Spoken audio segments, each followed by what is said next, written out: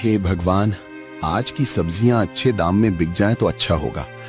कई दिनों से बाजार में भाव ठीक नहीं मिल रहा। ऊपर से मेरी बेटी की चिंता भी दिन रात सताती रहती है।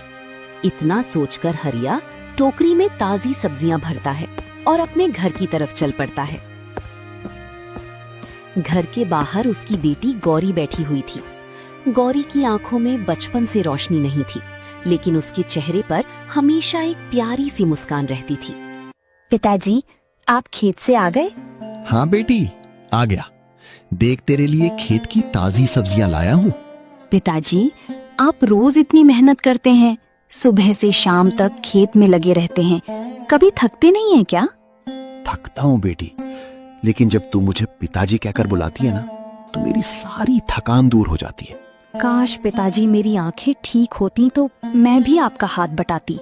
बेटी की बात सुनकर हरिया कुछ पल के लिए चुप हो जाता है, फिर धीरे से बोलता है। बेटी, फिर वही बात।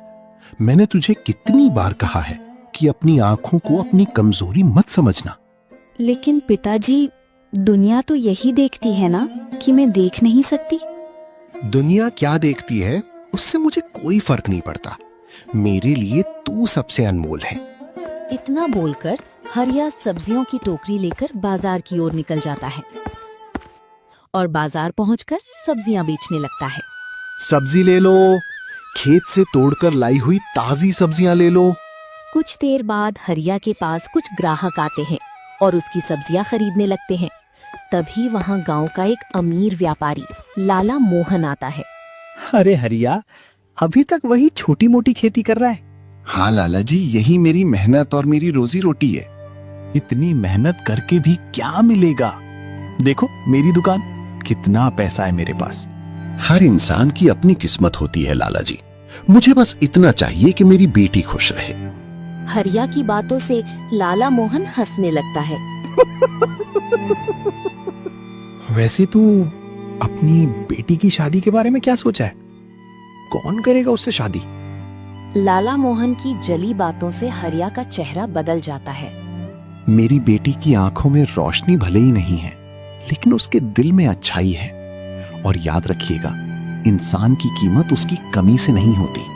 अरे हरिया, मैं तो बस पूछ रहा था, क्योंकि गांव में बहुत किसान की बेटी की शादी हो चुकी है। लाला जी, कुछ बातें कहने से पहले सोचनी चाहिए। हरिया की बात सुनकर लाला मोहन वहां से चला जाता है। उसके जाते ही हरिया भी अपने घर की ओर निकल पड़ता है। घर पहुंचते ही गौरी उसकी आहट को पहचान लेती है। पिताजी, आप आ गए? हाँ बेटी। लेकिन पिताजी, आज आपकी आवाज कुछ उदास लग रही है। नहीं बेटी, ऐसी कोई बात नहीं है, मैं ठीक हूँ। पिताजी, मैं देख नहीं सकती, लेकिन आपको महसूस तो कर सकती हूँ। गौरी की बात सुनकर हरिया की आंखें भर आती हैं। बस यही सोचता हूँ बेटी, मेरे बाद तेरा क्या होगा? मेरे सिवा कौन है तुम्हारा इस दुनिया में? पिताजी, आपने मुझे चलना सिखाया है, हिम्मत रखना सिखाया है, फिर आप ही डर क्यों रहे हैं? बेटी, तू सच में अपनी माँ जैसी बातें करती है।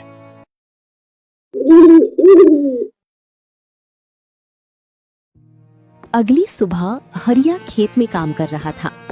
तभी अचानक गांव का एक बुजुर्ग रामू काका वहां आते हैं। अरे हरिया भाई, सुना है जंगल के उस पार एक वैद्य आए हैं। लोग कहते हैं उनकी दवा से कई लोगों की बीमारी ठीक हुई है। रामू की बात सुनते ही हरिया की आंखों में एक उम्मीद आ जाती है। वो तुरंत उत्साह से बोला, रामू, क्या वो मेरी गौरी की आंखें ठीक कर सकते हैं? ये तो नहीं पता भाई, लेकिन एक बार कोशिश करने में क्या जाता है। तुम बिल्कुल ठीक बोल रहे हो रामू। मैं कल ही गौरी को लेकर उस वैद्य के पास जाऊंगा। शाम को हरिया खुशी खुशी गौरी के पास जाता है।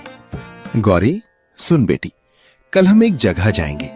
लेकिन कहाँ पिताजी? एक वैद्य के पास। शायद वो तेरी आंखों का इलाज कर सकते हैं। पिताजी, आपने मेरे लिए पहले भी बहुत कोशिश की है। तो क्या हुआ बेटी? एक पिता अपनी औलाद के लिए आखिरी सांस तक कोशिश करता है, और मैंने सुना है वो वैद्य सबका इलाज करते हैं। ठीक है पिताजी, मैं आपकी खुशी के लिए उस वैद्य के पास जरूर जाऊंगी। फिर दोनों खाना खा के सो जाते हैं। लेकिन हरिया को भी नहीं पता था वो जिस उम्मीद में अपने बेटी को लेकर जिस जंगल में जा रहा है, वहाँ पहले से ही एक बहुत बड़ी समस्या उसका इंतजार कर रही है। अगली सुबह दोनों जंगल के रास्ते निकल पड़ते हैं। रास्ता बहुत लंबा था। सुबह से चलती चलती गौरी के पैर जवाब देने लगी। पिताजी, क्या हम पहुंच गए? नहीं बेटी, थोड़ा दूर और चलना पड़ेगा। पिताजी, थोड़ा आराम कर लेते हैं, क्योंकि सुबह से चलते चलते मेरे पैर दर्द करने लगी है। ठीक है बेटी, फिर थोड़ी देर यहीं पे आराम कर लेते हैं, फिर आगे बढ़ेंगे। इतना बोलकर दोनों एक बड़े पेड़ के नीचे बैठ जाते हैं। तभी अचानक चारों तरफ अजीब सी हवा चलने लगती है। पिताजी, ये कैसी आवाजें आ रही हैं? पता नहीं बेटी, मुझे भी यहाँ कुछ अजीब लग रहा है। वो दोनों बातें कर ही रहे थी, तभी अचानक उसके सामने धुआं फैल जाता है और उसमें से एक डरावना राक्षस बाहर आता है। कितने दिनों बाद कोई इंसान मेरे जंगल में आए हैं। उस राक्षस की बात सुनकर गौरी डर जाती है। पिताजी, ये कैसी डरावनी आवाज है? तू डर मत बेटी, मैं हूं तेरे साथ, तुझे कुछ नहीं होने दूंगा। हरिया की बात सुनकर राक्षस जोर जोर से हंसने लगता है। तुम दोनों कुछ नहीं कर सकते हो। आज तुम दोनों की बलि देकर मैं अपनी शक्ति बढ़ाऊंगा। राक्षस की बात सुनते हरिया गुस्से में आगे बढ़ता है। सुनो, तुम जो भी हो, मेरी बेटी को हाथ लगाने की कोशिश मत करना। अच्छा, एक कमजोर किसान मुझे चुनौती दे रहा है। इतना बोलकर वो अपने जादू से चारों तरफ आग का घेरा बना देता है और वहां से गायब हो जाता है। आग की गर्मी से गौरी डरने लगती है। पिताजी, आग हमारे करीब आ रही है। तू घबराना मत बेटी, मैं तुझे कुछ नहीं होने दूंगा। हरिया गौरी को हौसला देने लगता है, लेकिन आग धीरे धीरे पास आने लगती है। हे भगवान, मेरी बेटी की रक्षा करना। इतना बोलकर हरिया पूरी ताकत लगाकर आग के घेरे को पार करने की कोशिश करता है। बहुत कोशिश के बाद हरिया बाहर निकल आता है। बेटी, तू वहीं रह, मैं अभी आता हूँ। इतना बोलकर हरिया इधर उधर पानी ढूंढने लगता है। थोड़ी दूर चलने के बाद उसे एक पुराना कुआं दिखाई देता है। वो जल्दी से पानी निकालता है और गौरी के पास जाके आग पर पानी डालने लगता है। काफी मेहनत के बाद आग बुझ जाती है। हरिया तुरंत गौरी के पास जाता है। बेटी, तू ठीक है ना? कहीं चोट तो नहीं लगी? हाँ पिताजी, मैं ठीक हूँ। अब जल्दी से यहाँ से चलिए, नहीं तो वो राक्षस फिर से आ जाएगा। गौरी की बात सुनकर हरिया की आंखों से आंसू निकल आते हैं। मुझे माफ कर दे बेटी, मेरी वजह से तुझे ये सब सहना पड़ा। अगर मैं तुझे यहाँ नहीं लाता तो ये सब नहीं होता। पिताजी, आप ऐसा मत बोलिए। आपने हमेशा मेरे लिए अच्छा ही सोचा है। बेटी, मैं बस चाहता हूँ कि तेरी आंखें ठीक हो जाएं और तुझे जिंदगी में कोई परेशानी ना हो। पिताजी, मैंने अब सब भगवान पर छोड़ दिया है। जो होगा अच्छा होगा। हरिया बेटी की बात सुनकर मुस्कुरा देता है। तू मुझसे ज्यादा समझदार हो गई है बेटी। इतना बोलकर दोनों वापस घर जाने लगते हैं। तभी अचानक उसी कुएं के अंदर से आवाज आती है, रुको, मेरी मदद करो। उस आवाज को सुनते ही हरिया रुक जाता है। कौन है वहाँ? मुझे बाहर निकालो, मैं बहुत समय से यहाँ कैद हूँ। उस आवाज को सुनकर हरिया कुएं के पास जाता है। यहाँ तो कोई दिखाई नहीं दे रहा। रस्सी नीचे डालो। हरिया रस्सी नीचे डालता है और ऊपर खींचता है, लेकिन रस्सी के साथ एक चमकदार सुनहरा फल बाहर आता है और अचानक फल से आवाज आती है, सुनो, मैं एक परी हूँ। एक दुष्ट राक्षस ने अपने जादू से मुझे इस फल में कैद कर दिया था। लेकिन तुम आजाद कैसे हो सकती हो? मुझे आजाद करने का एक ही तरीका है। कोई इंसान मुझे बिना छुए और बिना देखे खा ले तो मैं आजाद हो जाऊंगी। उसकी बात सुनकर हरिया सोच में पड़ जाता है। ये कैसे संभव है? कोई फल खाए और उसे देखे भी नहीं? हरिया की बात सुनते ही गौरी की आंखों में चमक आ जाती है। पिताजी, मैं कर सकती हूँ, क्योंकि मैं देख नहीं सकती, मेरे लिए ये आसान है। हरिया कुछ पल सोचता है, फिर वो फल उठाता है और गौरी को खिला देता है। जैसे ही गौरी फल खाती है, चारों तरफ तेज रोशनी फैल जाती है और परी आजाद हो जाती है। तुम दोनों ने मेरी जान बचाई है, मैं तुम्हारा धन्यवाद कैसे करूं? हमने तो बस इंसानियत निभाई है। फिर भी गौरी, तुम मुझसे एक वरदान मांग सकती हो। मुझे बस अपनी आंखों से दुनिया देखनी है।